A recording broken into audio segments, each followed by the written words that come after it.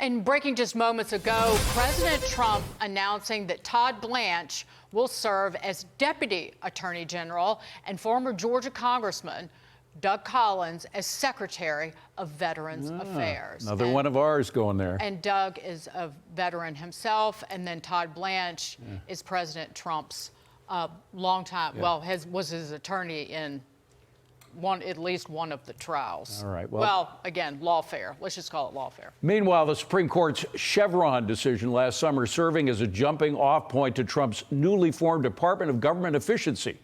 Vivek Ramaswamy, the agency's co-director, posting on X, quote, "A key point about our mission at DOJ, eliminating bureaucratic red tape, isn't just a policy choice, it's a legal mandate from the U.S. Supreme Court."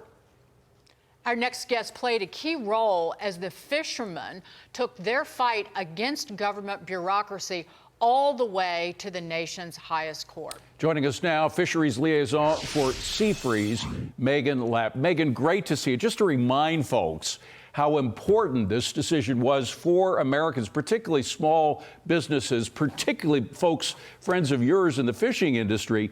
You were forced to have regulators on each of the boats to make sure you were doing the newest regulation, and you guys had to pay for it.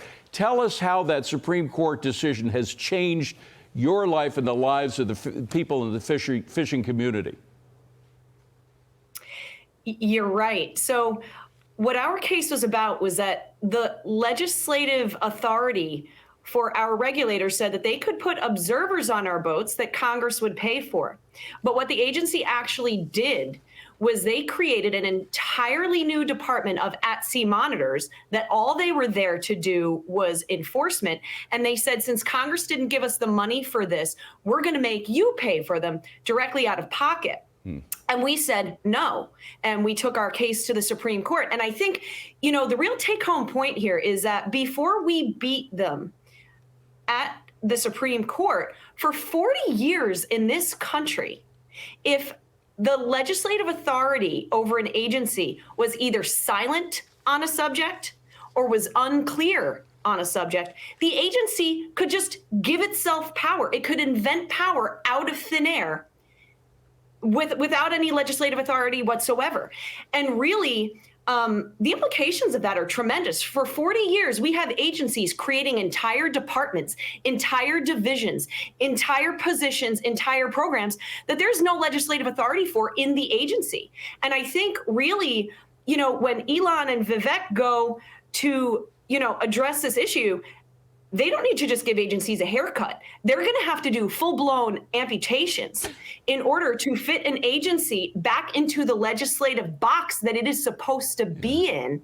And they're going to have to do some major cutting for that to happen. But Meghan, you're hitting on something incredibly powerful. It's giving me chills, because it's not just shrinking the size of government. It's not just about reducing how much government costs.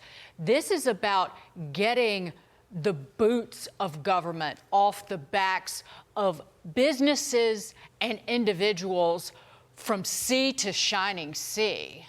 And the animal spirits that could unleash is almost incomprehensible.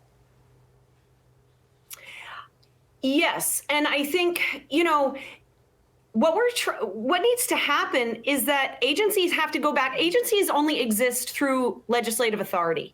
And what they have done is create additional authority for themselves over a period of 40 years that they've just essentially made up.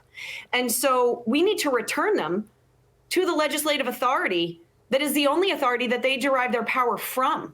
That's going to be a tremendous task. And I think one of the other things that's going to be really important is to go into these agencies and see also, where does Congress direct the funds for the agencies? Because I'll give you an example. Years back, there was an act called the Saltonstall-Kennedy Act that said 30% of the tariff money on imported seafood was supposed to go into a special fund that was supposed to be used for development of U.S. fisheries and marketing of U.S. seafood products. Okay, so that money goes into a fund. And I have read NOAA budgets on this. I've gone through thousands of pages and I found the actual account. The money goes in, and then immediately what the agency does is it takes the money 90%, in some years 100% of it out, and it puts it into its own operating fund, its own general operating fund. Right. So now the money that was supposed to be designed to take away from imports to put towards American seafood, to make American seafood more competitive on the market, is now just totally given to the agency. And that's something that needs to be reversed. Situation normal, all messed up, to paraphrase a term from the military. Meghan, you're proof that you can fight City Hall, in this case, the biggest city hall of all, the federal government, and win. Good for you. Thank you again for coming on. Meghan Lapp, appreciate it. Thank you.